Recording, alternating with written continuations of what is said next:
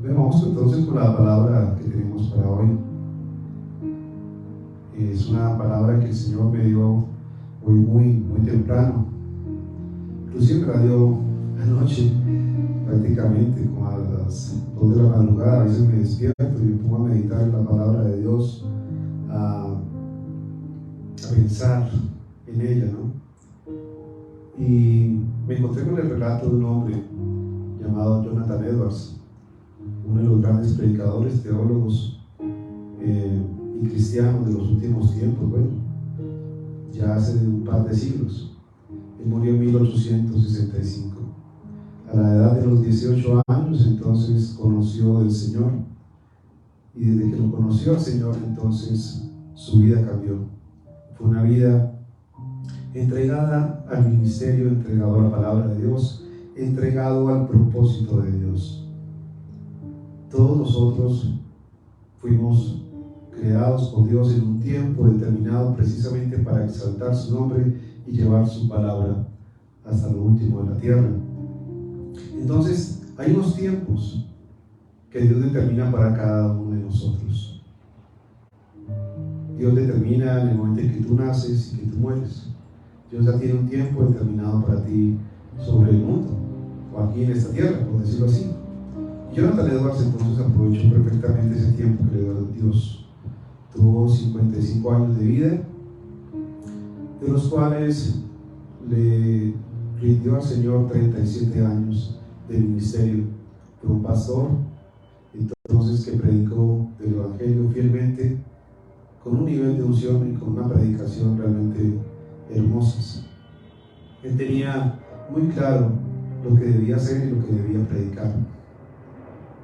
De esa manera entonces fue reconocido por sus predicaciones exquisitas y muy teológicas y muy centradas en la palabra. Fue un hombre que se dedicó verdaderamente al llamado. Fue un hombre que no desperdició el tiempo. Siempre el tiempo que él tuvo, lo tuvo para la gloria y la honra de Dios. Y eso no es solamente para el predicador, no es solamente para el pastor, es para todos nosotros. Todos nosotros tenemos un tiempo determinado por Dios. Y ese tiempo determinado por Dios es para adorarle, exaltarle y reconocerlo como nuestro Dios. Cada uno de nosotros en algún momento de nuestras vidas hemos dedicado tiempo a las cosas de Dios, pero no tal vez con la diligencia, no tal vez con la eficacia, no tal vez con la eficiencia que tuvo este hombre Jonathan Edwards en el ministerio. Hemos sido un poco a veces descuidados con el tiempo que Dios nos ha dado aquí en la tierra. Tal vez no hemos aprovechado bien el tiempo, tal vez nos dedicamos más a las cosas superficiales, a las cosas temporales, a las cosas terrenales que a las cosas de Dios. Por lo tanto, debemos estar muy atentos a hacer las cosas conforme a la palabra de Dios y no conforme a nuestros pensamientos o nuestras expectativas. Jonathan Edwards fue entonces un gran hombre. Llegó a presidir la Universidad de Princeton en Nueva York. Fue uno de sus dirigentes. Fue un hombre que realmente impactó a toda una generación, a toda una ciudad, y gran parte de sus escritos y gran parte de su teología hacen parte entonces de lo que hoy nosotros podemos predicar. Lo mismo que fue con Calvino, lo mismo que fue con Charles Spurgeon, grandes hombres de Dios que verdaderamente entregaron su vida de manera apasionada al ministerio. Por eso Dios nos pide que nosotros seamos diligentes, que seamos sabios y entendidos en nuestro caminar, en nuestro ministerio, en nuestras vidas, mientras que nosotros estamos aquí en este mundo. ¿Bien? Por eso la palabra de Dios dice en Efesios 5, 15, 17 lo siguiente: mirad pues con diligencia cómo andéis, no como necios, sino como sabios, aprovechando bien el tiempo, porque los días son malos. Por tanto, no seáis insensatos, sino entendidos de cuál sea la voluntad del Señor. Amén. Efesios 5, versículos 15 al 17. Aquí el Señor nos está diciendo en estos 3 versículos que seamos diligentes, sabios y entendidos en nuestro propósito mientras estamos aquí en el mundo. Amén. Entonces Dios nos desafía a través de esta palabra. eso el sermón que les traigo hoy se llama el desafío. Ese es el desafío que tenemos nosotros, porque el mundo, nuestra carne, nuestra naturaleza pecaminosa influyen para que nos desviemos del propósito de Dios, de lo que Dios ha predeterminado para nosotros, de ese tiempo maravilloso que Dios nos ha permitido estar en este momento, en este lugar, en este planeta, para conocerlo a Él y hacer las cosas conforme a su voluntad. Por eso el desafío que nos plantea aquí esta palabra es, primero que todo, comportarnos en forma correcta delante de Dios y delante de los hombres. Por eso la palabra dice: mirad pues con diligencia cómo andéis. Mirad pues con diligencia cómo andéis. Entonces lo primero que nos pide el Señor es diligencia. Y la diligencia cristiana, la diligencia que nos establece la palabra, no es la diligencia del mundo, porque la diligencia es simplemente hacer de pronto una cosa bien, hacerla lo mejor posible, hacerlo de la manera más prolija. Pero la diligencia cristiana nos indica que debemos entonces ser muy estrictos en nuestro comportamiento y en nuestro compromiso con Dios. Y eso fue lo que hizo Jonathan Edwards. Fue muy diligente y muy eficaz y eficiente en su llamamiento que le hizo Dios. Entonces, ser diligente significa ser responsable y consecuente en nuestro compromiso con Dios. Una persona diligente con Dios honra a Dios en la oración, en las promesas y en los mandamientos, y no se aparta de su palabra. Esto se afirma en Romanos 12:11, donde nos dice: nunca dejen de ser diligentes, antes bien sirvan al Señor con el fervor que da el Espíritu. ¿Sí ven? Entonces nos indica aquí la palabra de Dios que debemos ser responsables y consecuentes con nuestro compromiso con Dios. Seamos diligentes. Por eso Pablo les exhorta a los hermanos y nos exhorta a nosotros a decir: mira diligentemente cómo andéis. ¿Cómo estás andando en el camino de Dios? ¿Cómo estás en ese tiempo que Dios te ha dado caminando aquí en la tierra? Entonces, la diligencia es una virtud fundamental en la vida de toda persona cristiana, pues la diligencia nos aparta de la pereza y nos mantiene enfocados en las metas espirituales, en las metas no tanto terrenales, sino en las metas celestiales. Nos permite tener el enfoque necesario que Dios quiere que tengamos, que seamos esos hombres y mujeres de fe que verdaderamente trasciendan en la vida de una nación. En su calidad de virtud, entonces, la diligencia es el esmero y el cuidado en ejecutar algo. La diligencia abarca a Dios, a uno mismo y con los demás, pues diligencia con Dios significa cumplir con los dos mandamientos principales, que es amar a Dios y al prójimo como a ti mismo. Entonces, ese es el compromiso que tenemos. Primero que todo, ser diligentes. Ese es el desafío que Dios nos coloca. Sean pues diligentes. Mirad pues con diligencia cómo andéis, dice el Señor. La diligencia entonces nos permitirá buscar la fe, el conocimiento, la moderación, la paciencia y el amor que Dios nos establece a través de su palabra. Como está, él es el proverbio, en Proverbios 12:27 dice lo siguiente: haber precioso del hombre es la diligencia. Entonces muchas veces somos muy diligentes en nuestro trabajo, somos muy diligentes en los quehaceres de la casa, somos muy diligentes en nuestro diario vivir, nos levantamos a una hora, nos alistamos, desanimamos, salimos a trabajar, regresamos, estamos pendientes de los hijos, estamos pendientes de las cuentas, de pagar los servicios, somos muy diligentes en muchos aspectos. Pero ¿cómo somos negligentes muchas veces con las cosas de Dios? Las dejamos atrás, de últimas. De pronto allá me acuerdo de Él, y de pronto voy a la iglesia de vez en cuando. De pronto me arrepiento hoy y mañana no oro. De pronto hoy sí voy y mañana no voy. De pronto hoy oro y mañana, no sé, tal vez si me acuerdo, de pronto oro y leo la palabra. Entonces no hay diligencia. El hombre inconstante no va a recibir nada, y eso es lo que decía Santiago en su palabra. No espere pues que aquel hombre que es inconstante, así como las ondas del mar, que recibirá algo de Dios. No vas a recibir nada de Dios, porque Dios te está probando, Dios te está desafiando. Entonces ese es el desafío que tenemos de parte de Dios: sean diligentes pide el Señor. En Proverbios 21:5 dice: los pensamientos del diligente ciertamente tienden a la abundancia, mas todo el que se apresura alocadamente, de cierto va a la pobreza. Los pensamientos diligentes traen abundancia, traen bendición de Dios. Entonces, cuando somos diligentes en las cosas de Dios, Dios nos bendice.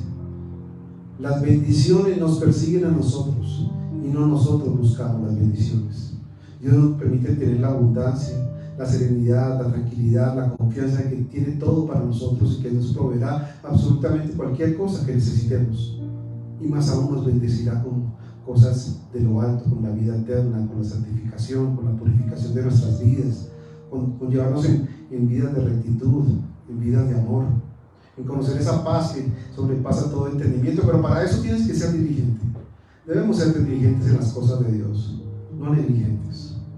Somos muy diligentes muchas veces en pagar un préstamo. No, mañana se me cumple una cuota, mañana tengo que hacer esto, mañana se me cumple la cuota del carro, uy, ya espera, a ver, voy a sacar la plata como sea. No, yo ya pago, mira, tenga su plata.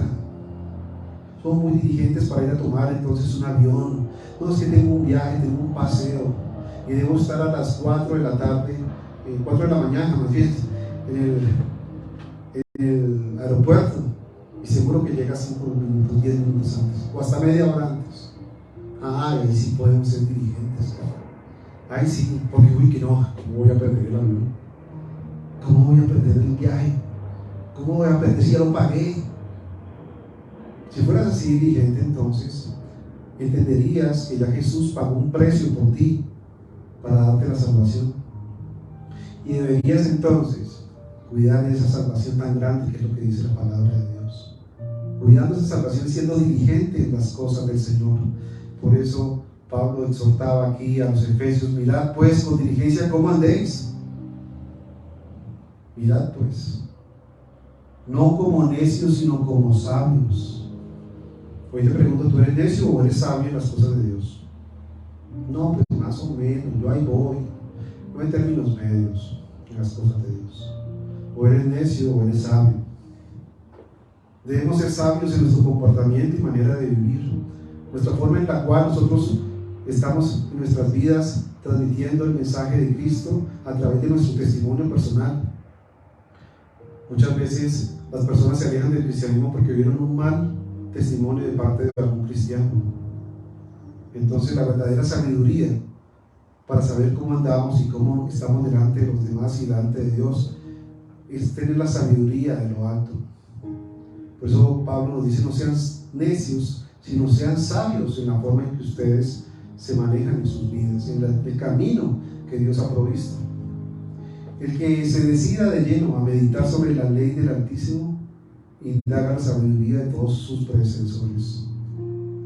Encontré esta definición de sabiduría precisamente en un diccionario bíblico y me pareció maravillosa, me pareció excelente, me dejó pasmado, quedé abrumado por lo que decían estas palabras en el diccionario bíblico. Y dice así: el que se dedica de lleno a meditar sobre la ley del Altísimo indaga la sabiduría de todos sus predecesores, examina las explicaciones de autores famosos y penetra en las parábolas intrincadas, busca el sentido oculto de los proverbios y da vueltas a los enigmas de las parábolas, decide madrugar por el Señor su Creador y ora delante del Altísimo, abre su boca para la oración y pide perdón por sus pecados.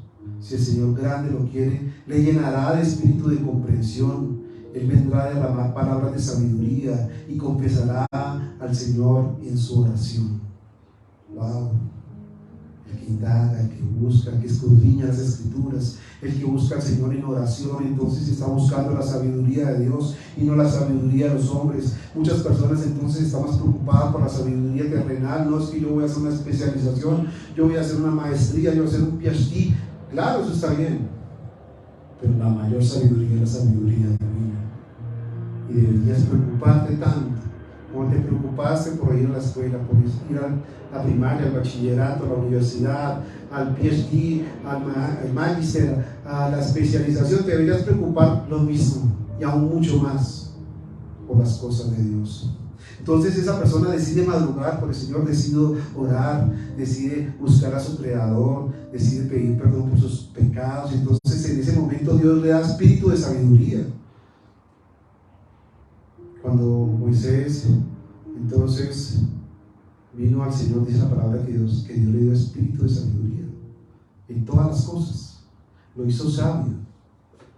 Y Dios te va a dar la sabiduría divina para que tú puedas entonces conocerlo a Él, a conocer de la sabiduría de Dios. Cuando Pedro, Juan, cuando todos los discípulos conocieron a Jesús, cambió su forma de pensar, su forma de vivir. Y ellos, cuando hablaban, las demás personas quedaban estupefactas y quedaban sorprendidas diciendo: este no era el pescador, este no era un iletrado, no era prácticamente un analfabeta. Había sido tocado con la sabiduría del mismo Jesús. El mismo Jesús les transmitió su sabiduría. Entonces la sabiduría es en la cual nosotros debemos descansar y reposar. Por eso el apóstol Pablo decía: mirad, mirad, abren sus ojos, abre tus ojos. Mirad pues con diligencia cómo andéis, no como necios, sino como sabios. Esa sabiduría divina es la que viene de lo alto para ti y para mí. En el Salmo 110, 11 dice lo siguiente: el principio de la sabiduría es el temor de Jehová. Buen entendimiento tienen todos los que practican sus mandamientos. Su loor permanece para siempre. El principio de la sabiduría es el temor de Dios. Cuando yo tengo verdadero temor de Dios, cuando yo busco a Dios, cuando yo le pido perdón por mis pecados, cuando busco su palabra, cuando leo su palabra, cuando yo interiorizo todo lo que dice en ella en mi corazón y lo aplico a mi vida, entonces Dios me da ese buen entendimiento. Porque dice aquí que el principio de la sabiduría es el temor de Jehová. Buen entendimiento tienen todos los que practican sus mandamientos. Entonces el principio de la sabiduría es el temor de Dios, es el conocer a Dios, es el buscar a Dios, es conocer su palabra, es lo que Él nos dice a través de ella y hacerla viva en nuestras vidas. En Eclesiastés 2:26 dice: porque al hombre que le agrada, Dios le da sabiduría, ciencia y gozo, mas al pecador da el trabajo de recoger y amontonar para darlo al que agrada a Dios. Eclesiastés 2:26. Entonces, al que le agrada, al hombre que agrada a Dios, Dios le da sabiduría. Hoy te preguntaría: ¿tú agradas a Dios? ¿Tú lo estás buscando verdaderamente? ¿El principio de la sabiduría es en ti el temor de Dios? ¿O el principio de la sabiduría tuya es lo terrenal, los estudios humanos, la universidad, el posgrado, la especialización? ¿Ahí estás centrando tú la sabiduría tuya? Pues hay una sabiduría mucho más grande que la sabiduría divina, y deberías entonces buscar de ellas. Entonces Pablo les decía aquí: no sean insensatos, no sean necios, sean sabios. Entonces el insensato es una persona obviamente que no tiene cordura, que no tiene entendimiento, que no sabe nada. Es una persona que no es espiritual, es un hombre carnal. Por eso la palabra habla de dos tipos de hombres o dos tipos de mujeres: el hombre espiritual o el hombre carnal, la mujer espiritual o la mujer carnal. Dice en Proverbios 15:21: la necedad es alegría para el insensato, pero el hombre inteligente anda rectamente.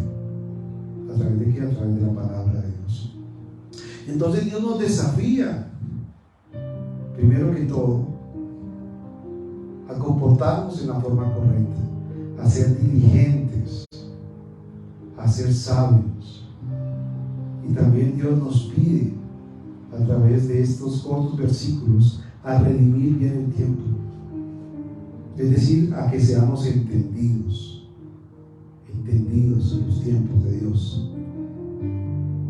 Mirad pues con diligencia cómo andéis, no como necios, sino como sabios, aprovechando bien el tiempo, porque los días son malos. Por tanto, no seáis insensatos, sino entendidos de cuál sea la voluntad del Señor. Y vaya que sí es necesario aprovechar bien el tiempo. Los fotógrafos a menudo, cuando van a tomar una foto, lo llaman la hora dorada o la hora mágica. Es ese momento justo antes del atardecer o justo después del amanecer, cuando la iluminación es el brillo perfecto, dando a los sujetos que están en la foto los tonos suaves, cálidos y fotogénicos. Las novias, todas las que se han casado o las que se vayan a casar, programan sus retratos de boda en torno a esos tiempos, ya sea que se sienten al atardecer o al amanecer, para tomar unas fotos esplendorosas y mágicas, por decirlo así. Es esa hora dorada, lo correcto, lo natural e impecable. Pero hay entonces un momento aún mejor en la vida para nosotros, que es esa hora dorada, un tiempo tan verdadero y perfecto que solo pudo haber sido diseñado por el Maestro del universo, por Dios mismo. Por eso Dios nos dice: por tanto no seáis insensatos, sino entendidos de cuál sea la voluntad del Señor. El Señor entonces nos desafía aquí a que nos comportemos bien, pero también que redimamos nuestro tiempo bien, aprovechando bien el tiempo, dice el versículo 16, aprovechando bien el tiempo. Y el tiempo no es el tiempo de aquí, el del reloj, el de los meses, el de los días, el de los segundos, el de los minutos, no. Dios se está refiriendo aquí, a través de su palabra, al Kairos, que es el tiempo de Dios. Dios te ha dado un tiempo a cada uno. Dios a cada uno nos ha dado un Kairos. ¿Cuál es ese Kairos mío? ¿Cuál es el Kairos? Me preguntarás. El Kairos es el día en el cual tú naciste y en el día que tú morirás. Es el principio en el día que naciste, cuando saliste del vientre de tu madre, y el día que tú volverás a la tierra. Ese es el Kairos de Dios. Ese es el tiempo que Dios te ha dado para ti. A cada uno nos da un Kairos. A cada uno nos da un tiempo para estar aquí en este planeta. A cada uno nos da un propósito. A cada uno nos da una misión. Y por eso les hablaba al principio de Jonathan Edwards. Porque Jonathan Edwards entonces supo entender que había un Kairos de Dios, un tiempo de Dios para él. Y se propuso no malgastar su tiempo.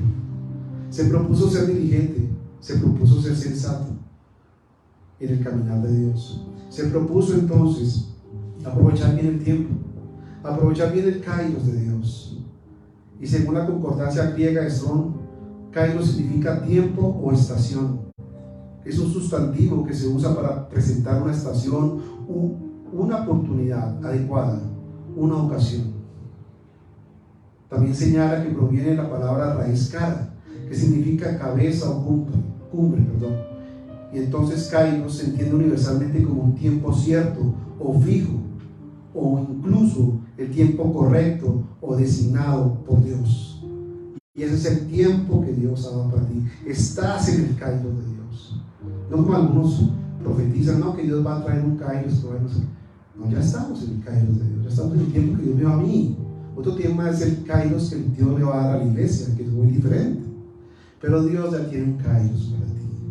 Este Kairos es un momento especial, el momento elegido, así como yo les decía a ustedes, así como un fotógrafo, entonces busca la toma, el color, el enfoque correcto, definir a través de una fotografía un momento perfecto, a través de su clic, y plasmarlo en una imagen. Dios quiere plasmar eso precisamente en tu vida. Es el tiempo que Dios, poderoso y correcto, ha fijado para ti y para mí, para ser usado por sus propósitos. Ese es el tiempo de Dios. Entonces, el Señor nos dice: mirad, pues con diligencia como andéis, no como necios, sino como sabios, aprovechando bien el tiempo, porque los días son malos. Por tanto, no seáis insensatos, sino entendidos de cuál sea la voluntad del Señor. Y cuando se refiere a que los días son malos, es que estamos en medio de un mundo que se va hacia la maldad, un mundo que se va hacia las cosas pecaminosas, un mundo que está centrado solamente en sus placeres, en sus deleites. Esos son los días malos. Vienen días difíciles para la tierra. Tú no sabes cuándo vendrá tu muerte, pero sí puedes saber que estás en medio de días turbulentos. Por eso la palabra en Colosenses 4:5 dice: andad sabiamente para con los de afuera, redimiendo el tiempo.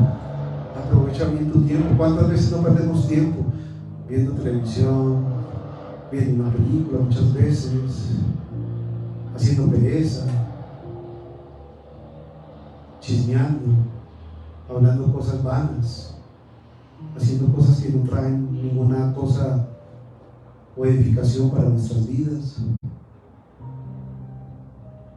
Entonces el Salmo 90:12 nos dice: enseñándonos de tal modo a contar nuestros días, que traigamos al corazón sabiduría. Enséñanos de tal modo a contar nuestros días, que traigamos al corazón sabiduría. Y eso significa entonces que el Señor nos debe enseñar a nosotros que nuestros días son cortos aquí en la tierra, que nuestra presencia en este mundo es muy corta. Para algunos pueden ser 10, 20, 30 años, 40 años, 50, 60, 70, 80, 90, pero de todas formas es corta. Ten sabiduría entonces de cómo manejas tus días, de cómo haces tus cosas. Sé diligente y esforzado en las cosas de Dios. Por eso el Salmo 31:15 dice: en tu mano están mis tiempos. En las manos de Dios están nuestros tiempos. El día que nacemos, el día que morimos.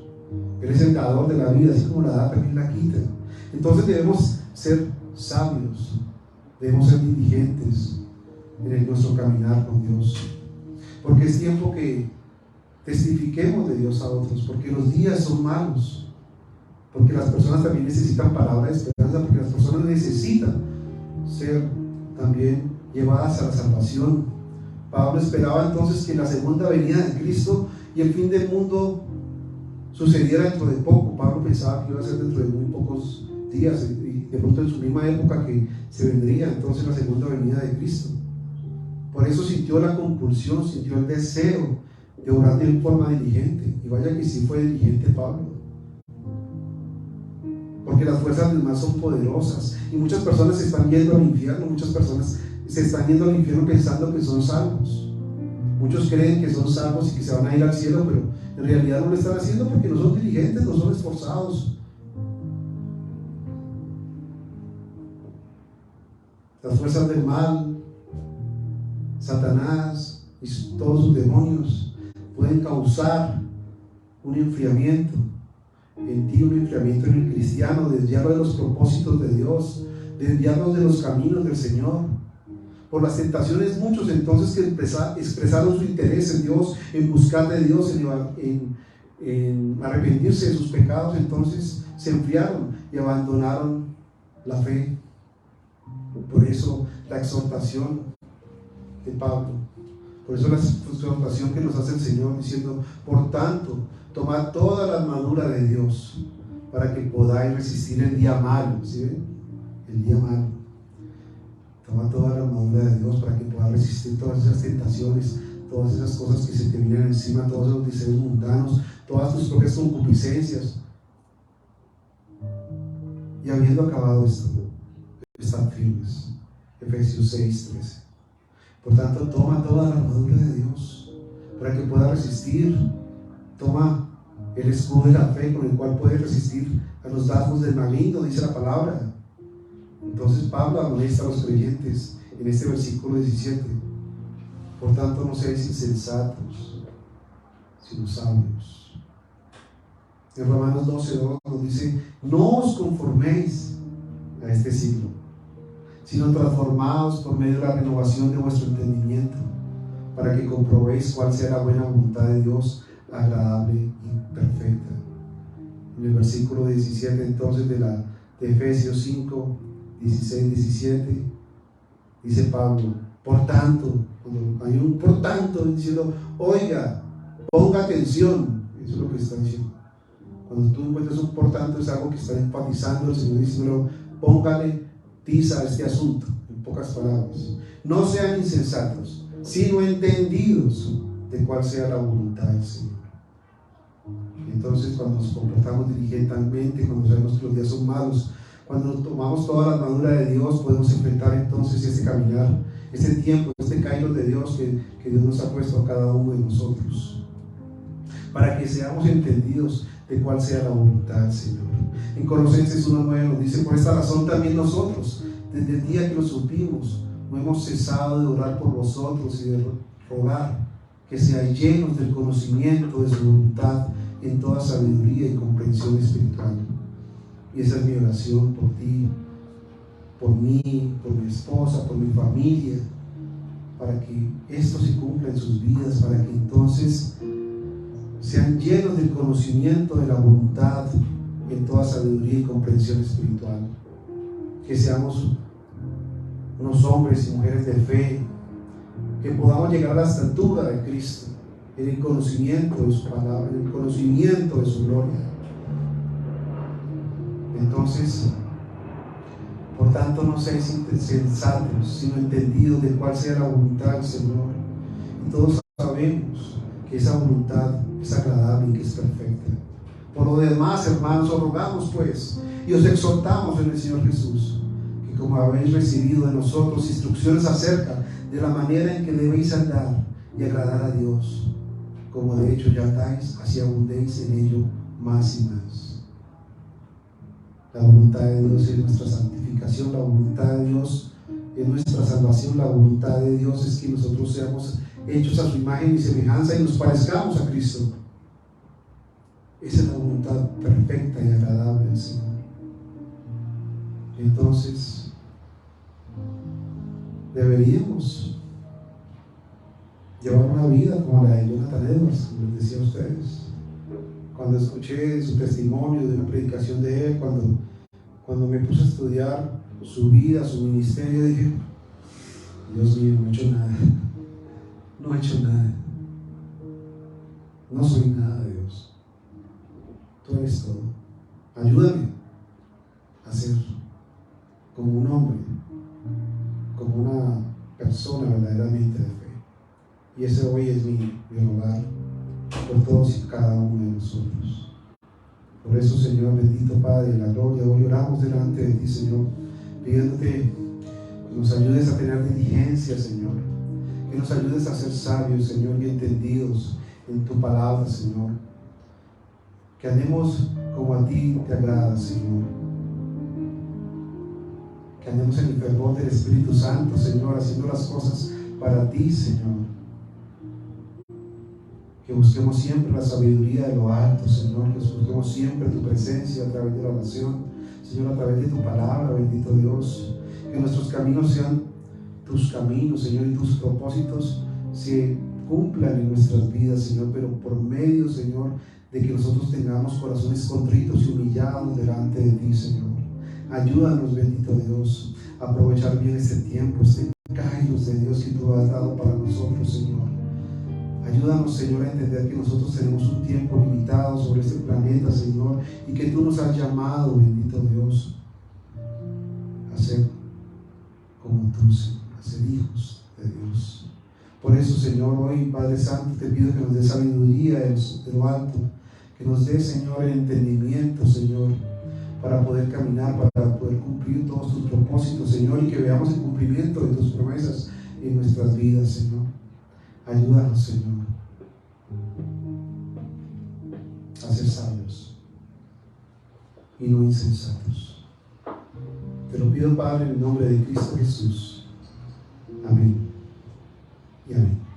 Mis queridos amigos, mis hermanos, un abrazo para todos. Dios los bendiga grandemente y nos vemos el próximo domingo nuevamente en Iglesia Salvación. Un abrazo, bendiciones, hasta pronto.